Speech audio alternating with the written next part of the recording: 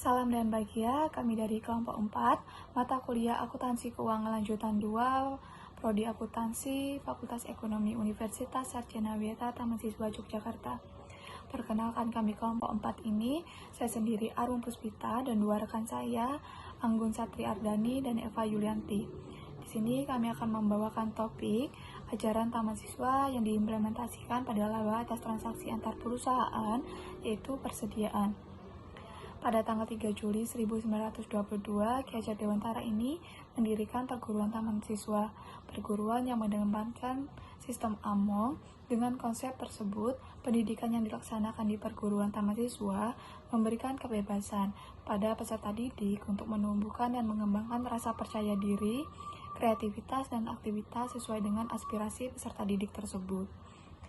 Neng ning nung nang, sesanti yang ditinggalkan oleh Ki Hajar Dewantara dalam diam, yaitu menang dan mendapatkan ketajaman, nurani atau wening, akan dimampukan atau kesinungan untuk mendapatkan kemenangan atau menang. Spirit ajaran yang mengedepankan etos dan etis. Pendidikan yang disemai oleh Ki Hajar Dewantara ini pendidikan yang berakal dari kebudayaan asali. Dari konsep itulah pendidikan akan menumbuhkan etos juga etik, sehingga akan menumbuhkan sisi nasionalisme. Baik, masuk ke topik laba atas transaksi antar perusahaan, yaitu persediaan. Transaksi persediaan antar perusahaan, yaitu perusahaan mengakui pendapatannya atau mencatat sebagai pendapatan ketika pendapatan tersebut direalisasi, yaitu ketika diperoleh. Pendapatan atas penjualan antar perusahaan-perusahaan afiliasi tidak dapat diakui sampai barang dagang dijual keluar dari entitas konsolidasi. Selanjutnya, penjualan persediaan oleh satu perusahaan ke perusahaan afiliasi akan menghasilkan akun penjualan pembelian resiprokal jika entitas pembelian mempunyai sistem penjualan periodik, dan akun penjualan dan harga pokok penjualan resiprokal jika entitas pembeli menggunakan sistem persediaan perpetual. Selanjutnya, eliminasi pembelian dan penjualan antar perusahaan. Dieliminasi dalam proses konsolidasi untuk melaporkan penjualan dan pembelian atau harga pokok penjualan konsolidasi pada jumlah pembelian dari penjualan kepada entitas luar. Nah, di sini hanya dicatat oleh pembukuan anak, yaitu pada pembukuan anak akan menjurnal yang pertama untuk menjurnal pembelian kredit dari entitas lain. Yang kedua, menjurnal untuk mencatat penjualan antar perusahaan pada perusahaan induk. Yang ketiga, untuk mencatat harga pokok penjualan dari perusahaan induk.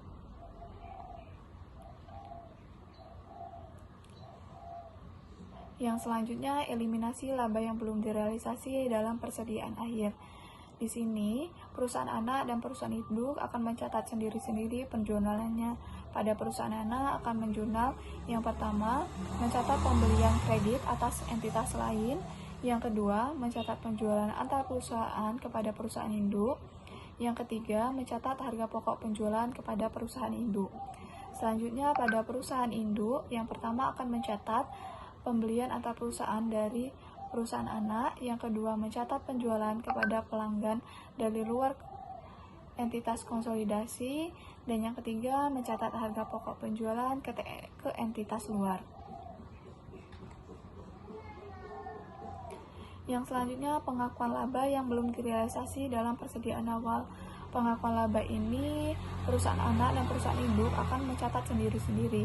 Pada perusahaan anak akan mencatat yang pertama pembelian kredit dari entitas lain, yang kedua pencatatan penjualan antar perusahaan kepada perusahaan induk, yang ketiga mencatat harga pokok penjualan kepada perusahaan induk.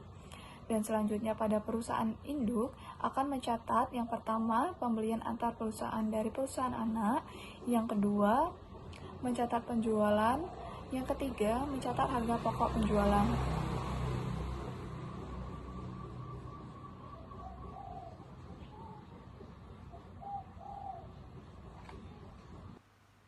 Penjualan antar perusahaan selama tahun tersebut adalah $100.000, dan pada tanggal 31 Desember 2006, persediaan mencakup laba yang belum direalisasi sebesar $20.000.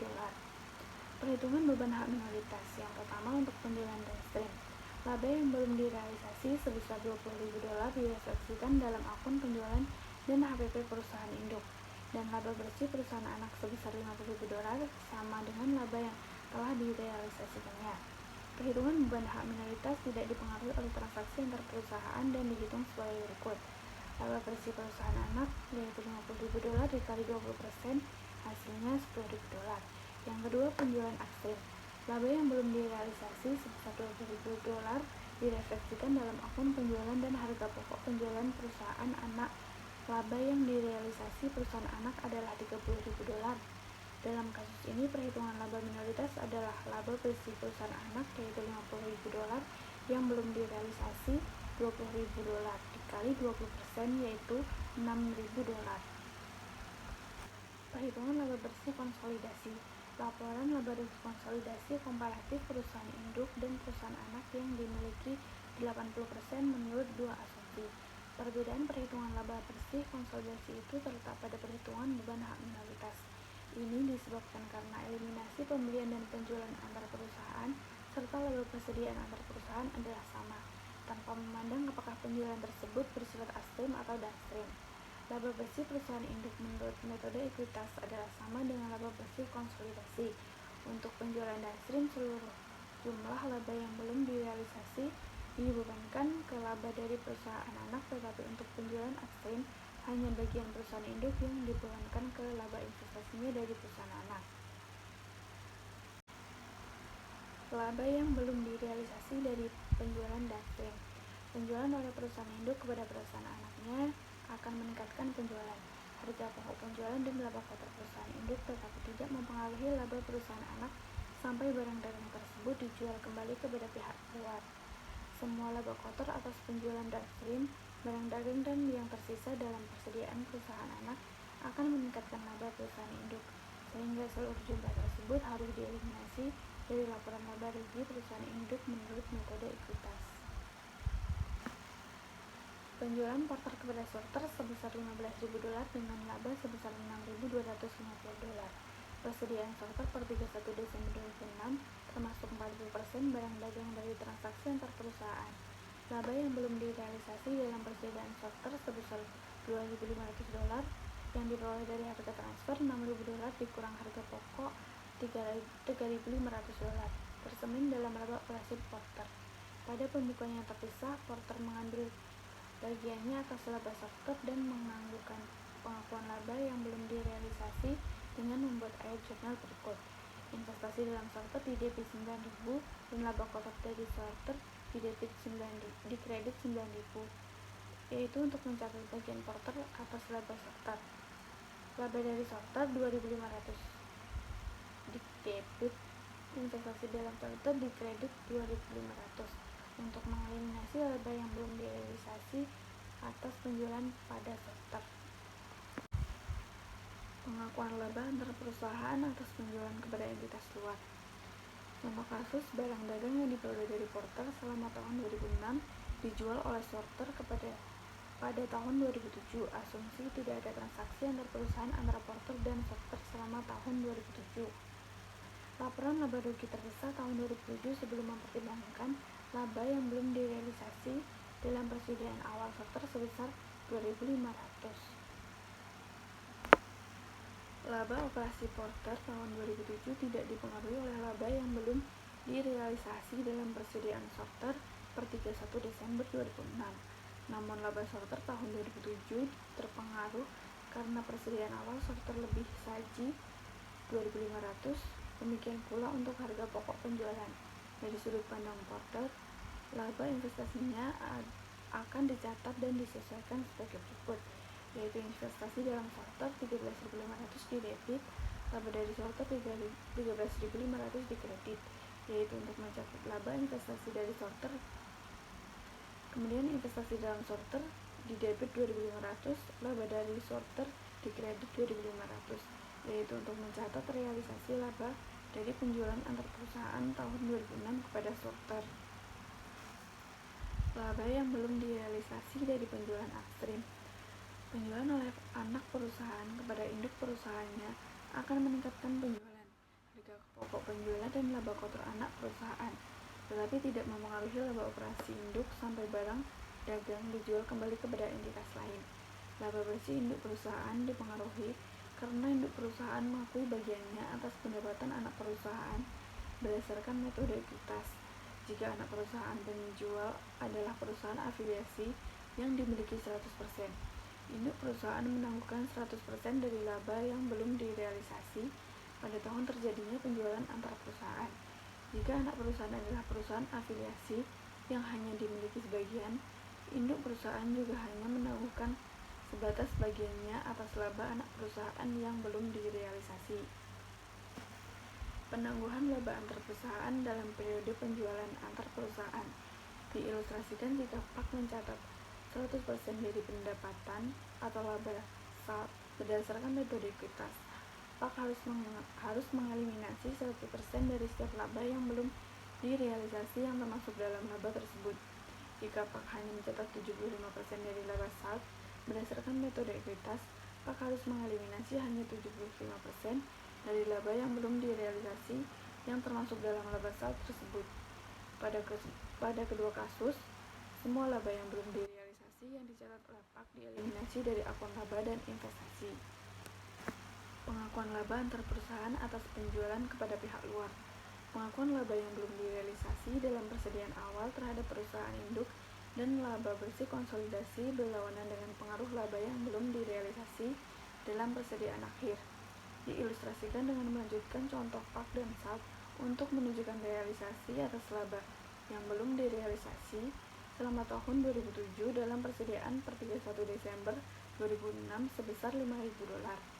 Asumsikan bahwa tidak ada transaksi antar perusahaan antara PAK dan SALT selama tahun 2007, bahwa SALT adalah perusahaan anak yang dimiliki PAK sebesar 75%, dan bahwa SALT melaporkan laba tahun 2007 sebesar $60.000. PAK mencatat bagian laba atas laba SALT menurut metode ekuitas sebagai berikut. Paragraf 5-5 laba persediaan atas penjualan upstream pada tahun penjualan antar perusahaan, yaitu sebagai berikut. Selanjutnya, jurnalnya investasi dalam SALT di debit 45.000, laba dari SALT dikredit 45.000 untuk mencatat 75% laba yang dilaporkan SALT sebagai laba dari perusahaan anak. Jurnal yang kedua, investasi dalam SALT di debit 3.750, laba dari SALT dikredit 3.750 untuk mencatat realisasi 75% dari laba persediaan SALT sebesar 5.000 yang belum direalisasi dari tahun 2006 selama tahun 2007. Contoh konsolidasi laba antar perusahaan dari penjualan downstream. C Corporation adalah perusahaan anak P Corporation yang memiliki 90% yang diakuisisi secara tunai seharga $94.500 pada tanggal 1 Juli 2006. Ketika aktiva bersih CI terdiri dari modal saham sebesar $100.000 dan laba ditahan sebesar $5.000, biaya bunga PAK atas kepemilikan 90% CI sama dengan nilai buku dan nilai wajar kepemilikan yang diperoleh, yaitu $105.000 dikali 90%, dan karenanya tidak diperlukan alokasi ke aktiva yang dapat diidentifikasi dan tidak dapat diidentifikasi. PAK menjual perusahaan kepada CI secara teratur dan transaksi antar perusahaan untuk tahun 2010 adalah sebagai berikut. Penjualan kepada CI di tahun 2010, harga perolehan $15.000, harga jualnya $20.000. Laba yang belum direalisasi dalam persediaan CI pada tanggal 31 Desember 2009 yaitu $2.000. Laba yang belum direalisasi dalam persediaan CI pada per 31 Desember 2010 yaitu $2.500. Utang usaha CI kepada PAK per 31 Desember 2010 yaitu $10.000. Metode ekuitas pada tanggal 31 Desember 2009, akun investasi dalam CI memiliki saldo sebesar $128.000. Saldo ini terdiri dari 90% ekuitas PAK dalam aktiva bersih CI sebesar $145.000 pada tanggal tersebut, dikurangi laba yang belum direalisasi sebesar $2.000 dalam persediaan CI per 31 Desember 2009. Selama tanggal 31 Desember, PAK membuat ayat jurnal berikut pada pembukanya bagi investasi PAK dalam CI metode ekuitas. Kas di debit 9.000, investasi dalam SEI 9.000 dikredit untuk mencatat dividen dari SEI yaitu 10.000 dikali 96%. Yang kedua, investasi dalam SEI di debit 26.500, laba dari SEI dikredit 26.500 untuk mencatat laba dari SEI tahun 2010. Perhitungannya dari ekuitas dalam laba bersih SEI ditambah laba persediaan tahun 2009 yang diakui tahun 2010 dan dikurangi laba persediaan tahun 2010 yang ditangguhkan pada akhir tahun. Ayat jurnal kertas kerja paragraf 5-7. A. Penjualan di debit 20.000, harga pokok penjualan dikredit 20.000 untuk mengeliminasi penjualan antar perusahaan dan jumlah harga pokok penjualan terkait. B. Investasi dalam SEI 2.000 di debit, harga pokok penjualan dikredit 2.000 untuk menyesuaikan harga pokok penjualan dan saldo awal investasi untuk laba yang belum direalisasi dalam persediaan awal. C. Harga pokok penjualan di debit 2.500, persediaan dikredit 2.500 untuk mengeliminasi laba yang belum direalisasi dalam persediaan akhir dan untuk meningkatkan harga pokok penjualan ke dasar harga perolehan bagi entitas konsolidasi. Yang D. Laba dari SEI di debit 26.500, dividen dikredit 9.000, investasi dalam SEI dikredit 17.500 untuk mengeliminasi laba investasi dan 90% dividen SEI untuk mengurangi akun investasi ke saldo awal periodenya ditambah 2.000 dari awal jurnal. Yang E. Beban hak minoritas di debit 3.000, dividen SEI dikredit 1.000, hak minoritas dikredit 2.000 untuk mencantumkan bagian hak minoritas atas laba dan dividen perusahaan anak. F. Modal saham SEI di debit 100.000, laba ditahan SEI 45.000 di debit, investasi dalam SEI 130.500 dikredit, hak minoritas 14.500 dikredit. Untuk mengeliminasi saldo investasi dan ekuitas resiprokal serta mencatat hak minoritas awal. Yang G. Utang usaha di debit 10.000, piutang usaha dikredit 10.000 untuk mengeliminasi utang dan piutang dari penjualan antar perusahaan resiprokal. Contoh konsolidasi laba antar perusahaan dari penjualan upstream. Smith Corporation adalah perusahaan anak yang memiliki 80% oleh Porsche Corporation yang diperoleh dengan harga 480.000 US dollar pada tanggal 2 Januari 2006. Ketika ekuitas memegang saham Smith terdiri dari modal saham sebesar 500.000 dolar dan laba ditahan sebesar 100.000 dolar. Biaya investasi sama dengan nilai buku dan nilai wajar aktiva bersih Smith yang diperoleh, sehingga tidak ada perbedaan biaya atau nilai buku yang ditimbulkan dari penggabungan usaha. Smith Corporation secara rutin menjual persediaan kepada Porsche Corporation. Data transaksi antar perusahaan untuk tahun 2007 adalah sebagai berikut. Penjualan kepada Porsche selama tahun 2007 yaitu 20.000, laba yang belum direalisasi dalam persediaan Porsche per 31 Desember 2006 sebesar 2.000. Laba yang belum direalisasi dalam persediaan Porsche per 31 Desember 2007, 2.500, piutang usaha dan utang usaha antar perusahaan per 31 Desember 2010 adalah 10.000. Metode ekuitas. Pada tanggal 31 Desember 2006, akun investasi Porsche dan Smith memiliki saldo sebesar 568.000 dolar. Saldo ini terdiri dari ekuitas dalam aktiva bersih Smith sebesar 600.000 dolar, yaitu berasal dari 750.000 dolar dikali 80% dikurangi 80% dari 40.000 dolar laba yang belum direalisasi sebesar 2.000 dalam persediaan Porsche per 31 Desember 2006 dari penjualan upstream. Selama tahun 2007, Porsche membuat ayat jurnal berikut untuk memperhitungkan investasinya dalam Smith menurut metode ekuitas. Kas di debit 40.000, investasi dalam Smith dikredit 40.000 untuk mencatat dividen dari Smith. Yang kedua, investasi dalam Smith 88.000, laba dari Smith dikredit 88.000 untuk mencatat laba dari Smith tahun 2007. Selanjutnya, paragraf 5/8, laba antar perusahaan atas penjualan upstream metode ekuitas. Jurnalnya A. Ayat jurnal kertas kerja. Penjualan di debit 300.000, harga pokok penjualan dikredit 300.000 untuk mengeliminasi jumlah penjualan dan harga pokok penjualan resiprokal. B. Investasi dalam Smith di debit 32.000, hak minoritas di debit 8.000, harga pokok penjualan di kredit 40.000 untuk menyesuaikan harga pokok penjualan atas laba yang belum direalisasi dalam persediaan awal.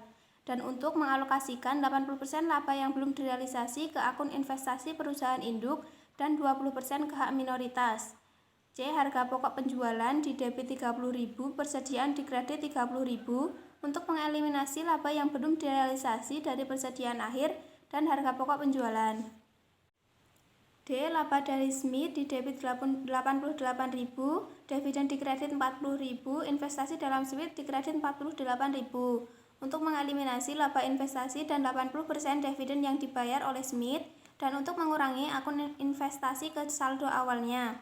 E. Beban hak minoritas di debit 22.000, dividen Smith di kredit 10.000, hak minoritas di kredit 12.000 untuk mencantumkan bagian hak minoritas atas laba dan dividen perusahaan anak. F. Laba ditahan Smith di debit 250.000, modal saham Smith di debit 500.000, investasi dalam Smith 600.000 di kredit, hak minoritas 150.000 di kredit untuk mengeliminasi saldo investasi dan ekuitas resiprokal serta mencatat hak minoritas awal. G. Utang usaha di debit 50.000, piutang usaha di kredit 50.000 untuk mengeliminasi utang dan piutang dari penjualan antar perusahaan resiprokal. Hak minoritas. Dalam menghitung beban hak minoritas tahun 2007 perlu untuk menyesuaikan laba bersih yang dilaporkan oleh Smith dengan laba yang belum direalisasi sebelum mengalihkannya dengan persentase hak minoritas. Perhitungannya, laba bersih yang dilaporkan oleh Smith sebesar $100.000 ditambah laba persediaan 2006 yang direalisasi pada tahun 2007 40.000 dikurang laba yang belum direalisasi pada 31 Desember 2007 30.000, laba Smith yang direalisasi tahun 2007 yaitu 110.000, persentase hak minoritas 20%, jadi beban hak minoritasnya $22.000. Hak minoritas 31 Desember 2007 sebesar 154.000 ditentukan dalam kertas kerja dengan menambahkan beban hak minoritas sebesar $22.000 dengan hak minoritas awal sebesar $142.000 dan dikurangi dengan dividen hak minoritas. Perhitungan alternatif yang dapat digunakan sebagai pengecekan adalah mengurangi laba persediaan yang belum direalisasi pada 31 Desember 2007 dari ekuitas Smith 31 Desember 2007 dan mengalihkannya hasil ekuitas yang telah direalisasi oleh Smith dengan 20% hak minoritas. Keunggulan pendekatan ini adalah bahwa hanya laba yang belum direalisasi pada tanggal neraca yang perlu dipertimbangkan dalam perhitungan. Sekian presentasi dari kelompok 4, banyak kekurangan dan salah kata, kami mohon maaf. Terima kasih. Wassalamualaikum warahmatullahi wabarakatuh. Salam.